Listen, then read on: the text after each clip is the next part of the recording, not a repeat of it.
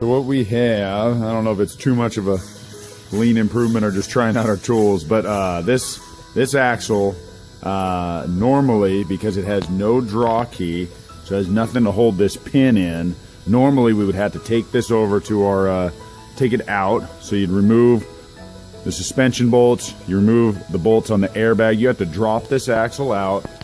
A mechanic has to set it up on a jack, we had to pull it out of the truck, and then we had to get our forklift in here and bring it over to our 100-ton press and press pins in and out.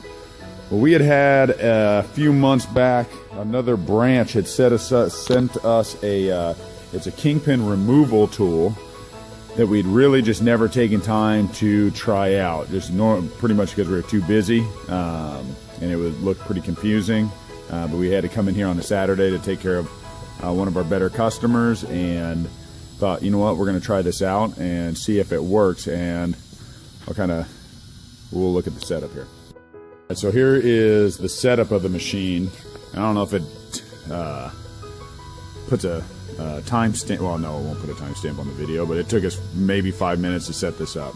So what it's basically doing the same thing as the 100-ton press. We were able to bring over here and set up in 5 minutes once we took a second and figure out how to use this tool. So I'm going to drive this out and then I'll snap over to that.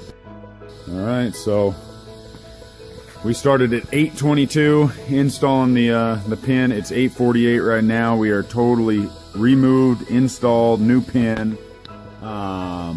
So what were we looking at? 22, so 25 minutes, 26 minutes per side while learning. Still trying to figure out the setup. So you're looking at 40, 50 minutes to remove and install pins in a process that used to take us with, if everything went good, it would take us, 2.5, 3 hours. If stuff started fighting us, it could take us 5 hours. And what we'd have to do, I think what we just removed right now, not only the time did we save, but the having to come in here, we share a forklift with the warehouse. So we had the aggravation of having to share the forklift, bringing the forklift in. As you can see, there's the 100-ton press. We have no way of getting a forklift through. I mean, we could probably have done that, so we'd have to clear that out. That'd have been more wasted motion, wasted time, wasted potential. We would have had to bring the forklift in.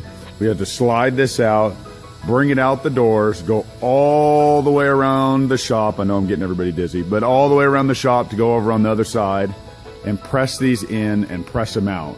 So we have the safety concern, the wasted motion, wasted potential.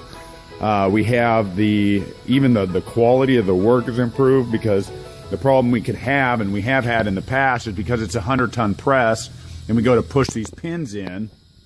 If you at any point got this lip caught in here, because it's kind of, you're pressing blind, they had no way of lining it up as it goes through here. This is hollow and it has to be lined up. You'd press blind, and guys have got it caught on the edge, and I think I've done it too, whereas you get it caught on the edge and it blows it out. We'd have to send it to a machine shop to have it repaired. But right now, I think we just cut a 5-hour process down to about an hour, and that's an hour while learning how to use the tool. So I think a pretty good improvement.